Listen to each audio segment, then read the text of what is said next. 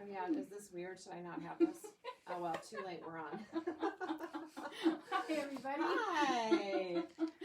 This is our first Ask Us Anything. Yeah, it's crazy because we kind of know what you're going to ask, but but you don't know our answers, so we'll probably we think we might do this on the Ask Us Anything, otherwise known as AUA, on a regular, semi-regular basis, depending on how it goes. Yeah, so if you think of any questions between now and whenever, just hand them over. Yeah, you could always send them over. Yeah, and we'll save them up. So we got quite a few questions, and we're not going to have time to answer all of them. Yeah, we'll save some up for another one. And Ashley will be our moderator, and as we kind of gear up for that, what did you do for Mother's Day? This is not one of your questions, by the way. No, but we all got up early, and we went to Sassy for brunch. Oh, very good. Were they busy? Well, I guess. I mean, in the scheme of like half capacity, but we got a table, and there was, it was good. Yeah, I'd say they were kind of picking up as we left. Lots of people coming in for takeout, and stuff like that. And then I got my hair done. Because my daughter is the hairdresser, and she had time, and now I'm feeling like myself now. I know, that's good. Yeah. That's a good feeling. It's been fun to watch people walk in the shop a little bit, as it's picked up some, and you can kind of tell when someone's had their hair cut. Yeah, they're very perky. This glow. It's a wonderful feeling, and we're not taking our hairdressers for granted ever again. No, we're not. Yeah, so anyway. Should we start? Ashley, are you ready? I'm ready. Okay, Ashley. Let's get started. All right. We got a lot of great questions. Right. And we might not get to your question today, but if we don't get to it today, we might next month. Cool. So let's start out with Diane. Diane wants to know, what is the best way to store my yarn stash? Well, I think we both do it differently, but similar. Well, I was going to say all over the house, because I do have way? I have little baskets of yarn all over the house, but I wouldn't say they're all organized. Some of them are on the dining room table, some of them are in the guest room. So I think ideally, just for bug protection and dust protection, the consensus is plastic bins, clear with a lid. I think some people use plastic bags. You could put projects within a bag in a bin. Or I do have a corner cabinet in my craft room with bins, and they're kind of organized, but it's hard to. It's like a full-time job to keep stuff organized as you pull it out and use it, and it maybe migrate back to near its home, but not. And actually, I do have a storage. I have a craft room downstairs, and everything's organized according to color.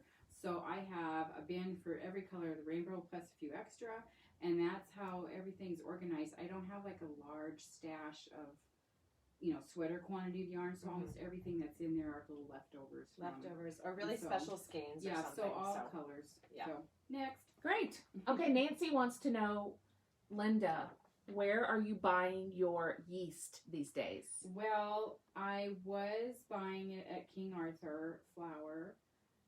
That's Vermont, isn't it? Online. Is it in Vermont? I think they're in Vermont. Well, that's kind of my go-to place for that, and I get SAF yeast.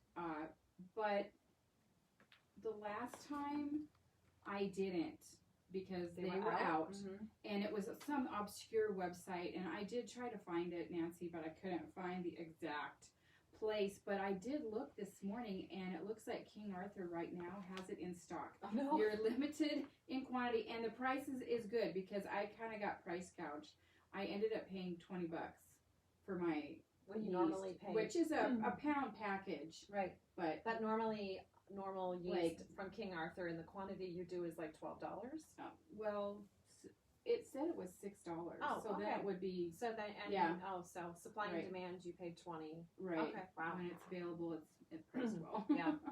I found some at Target, but I don't buy it in massive quantities. Yeah, I like make you do. right at home. So okay. Ida would like to know, what 2 yarn weights equal an Aran weight? 2 DKs should equal an Aran, but it's all going to be dependent on your gauge and You know, yarn companies' DKs sometimes are different. So you really want to check gauge. Anyway. Good idea. Yep. Okay, Jamie wants to ask you guys, both of you, what has been your favorite project you've ever made? Ever. Okay. My favorite project, I've shown it to you before, it's my Lizard Ridge quilt. That's gorgeous. It's gorgeous color, yarn, Noro. I learned to do my short rows, which I can do, you know, backwards, upside down with my eyes closed. So that is my very favorite. Very favorite. And mine has to be this Dizzy rug that I did. I did a couple of them a couple years ago. And Dizzy. It was from the Mason-Dixon, their original book. It was a really fun knit. And it sits by the side of my bed. Yeah, that's pretty cool. Mm-hmm. I love the colors. It'd be fun to do it again. Yeah. They're fun. Okay. All right, and on that note, Liz wants to know, what's your favorite sweater you've ever knitted? This one, Humulus. It's my favorite so far in the sweater knitting world. Why is it your favorite? Well, it was actually the first sweater that I really I enjoyed the fit of it overall, ultimately, and then and I love the colors. I really did love doing the color. I love that little shrimpy color in there and the hand dyed. And I used Germantown. It was when Germantown first came out too, so that was fun. But it's I would do any Isabel Kraemer pattern just because this one is my favorite one that I've done, anyway, it's a good one. That is a good one. Yeah. Mine is actually one I don't wear and have probably never worn, except I've actually probably tried it on. This is a sweater that I made for Jim must have been 1984, because that's when I learned to knit. So my first sweater was a sweater for myself, which did not fit well. But I felt so confident, I decided to make this for Jim. And actually, this is Lopi yarn. And look, it's got cables, it's got a shawl collar, it's got a zipper. But I also realized as I was looking at it this morning, I'm pretty sure I've never blocked this. So he was really skinny back then. So I'm thinking maybe I should block it again and maybe he could wear it. Yeah, you should try it. But did you put that zipper in? Yeah. Wow. I hand sewed it. And this was your This second is my second project? Okay, yeah. I was what you call an adventurous beginner and stupid. Probably that. Because then my third sweater, and look, it's a double zip. Wow. My third sweater, because Jim is a twin, I'm like, wow, I got this model. I'll just make one for Joe. Oh my God, that was a big mistake. It turned out to be a very blousy vest. Which I also had a great tip, because I wove in ends on that vest, and I should never have done that. So now my new advice is to never weave in any ends until the bitter end, and you know it's perfect. There you Because go. you have to rip anything out. Yeah, that's funny. Very good tip. Okay, so Linda, you were an adventurous beginning knitter. Yeah. Our next question is from Blake, and she wants to know the most adventurous thing you've ever done. Well, not necessarily knitting related, but the most adventurous thing you've ever done. Sue and I were talking about that, and we kind of both felt like this is the most adventurous thing we've ever done, is opening a business. the shop. Yep. I mean, I don't think we had visions of grandeur like when we were younger. Like, I'm going to open a yarn shop someday. But it just all came together, and it's been perfect. Yeah. A perfect. Yeah, it has.